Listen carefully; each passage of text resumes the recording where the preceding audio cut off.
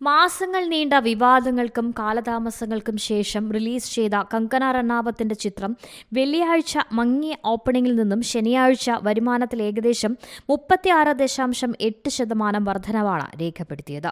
മുൻ പ്രധാനമന്ത്രി ഇന്ദിരാഗാന്ധിയായി കങ്കന റണാവത്ത് അഭിനയിച്ച ചിത്രം എമർജൻസി റിലീസ് ചെയ്ത രണ്ടാം ദിനം ബോക്സ് ഓഫീസ് കളക്ഷനിൽ നേരിയ ഒരു കുതിച്ചുചാട്ടമാണ് രേഖപ്പെടുത്തിയത്.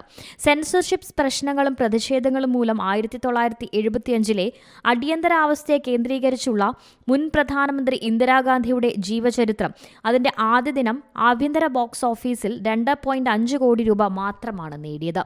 ഇൻഡസ്ട്രി ട്രാക്കർ പറയുന്നതനുസരിച്ച് ചിത്രം ശനിയാഴ്ച 3.42 കോടി നേടി. രണ്ടാം ദിവസം ബോക്സ് ഓഫീസ് കളക്ഷൻ 5.92 കോടിയായി. മണികർണിക ഫിലിംസിന്റെയും സി സ്റ്റുഡിയോയുടെയും ബാനറിൽ നിർമ്മിച്ചിരിക്കുന്ന ചിത്രത്തിൽ നായികയായി കങ്കന റണാവത്തിനെ കൂടാതെ ഫീൽഡ് മാർഷൽ സാം മനേക്ഷയായി അഭിനയിച്ചത് മിലിന്ദ് സോമനും ജയപ്രകാശ് നാരായണനായി അനുപം ഖേറും അടൽ ബിഹാരി വാജ്പേയിയായി ശ്രേയസ് തൽപാടെയും അഭിനയിച്ചു.